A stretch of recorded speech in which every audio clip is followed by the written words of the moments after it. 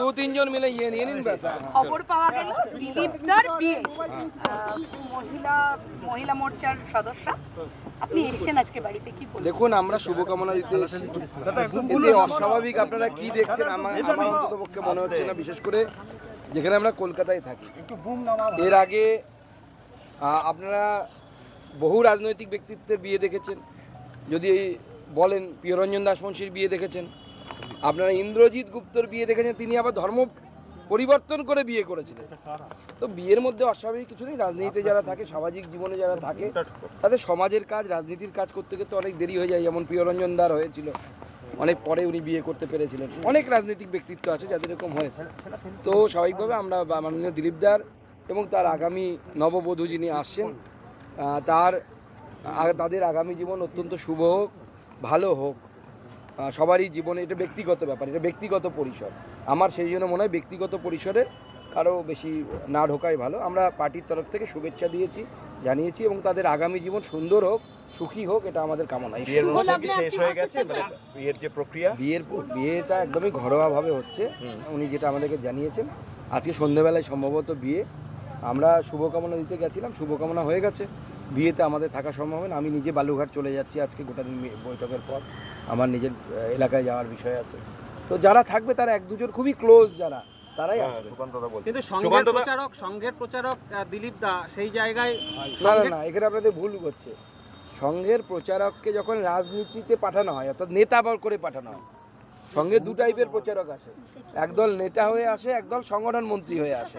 সংগঠন মন্ত্রী হয়ে যারা আসেন তারা প্রচারক থাকেন, কিন্তু নেতা হিসেবে যাদেরকে পাঠানো হয়, অর্থাৎ সভাপতি, জেনারেল সেক্রেটারি, এই সমস্ত পদে যারা থাকে, জেনারেল সেক্রেটারি অর্গানাইজেশন, তারা কিন্তু প্রচারক থাকেন না। প্রচারক থেকে তাদেরকে নিবৃত্তি দেওয়া হয়। উদাহরণস্বরূপ অটল বিহারী বাজপেয়ী এবং লালকৃষ্ণ আডবাণীর উদাহরণটা আমি বিশেষ করে রাখবো, কারণ উনি বিবাহিত ছিলেন, সেই জন্য। লালকৃষ্ণ আডবাণী প্রথম জীবনে সংঘের প্রচারক ছিলেন, আরএসএসের প্রচারক ছিলেন।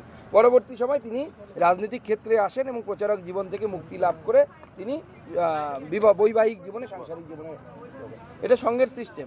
সংঘের বহু প্রচারক আছেন যারা প্রচারক থেকেছেন, তারপরে তারা সাংসারিক জীবনে প্রবেশ করেছেন।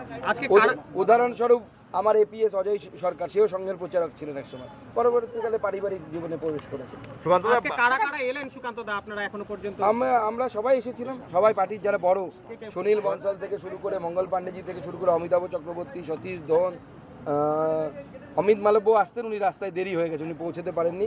এরকম যত আমরা নেতৃত্ব, আমি, জ্যোতির্ময় সিং মাহাতো, লকেট চ্যাটার্জি, সবাই আমরা যারা নেতৃত্ব, আমরা এসে সবার নামই বললাম, কেউ মিস করিনি।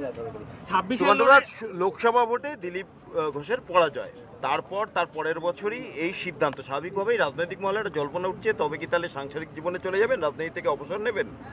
দেখুন, এটা তো দিলীপদার ব্যক্তিগত সিদ্ধান্তের উপর নির্ভর করবে।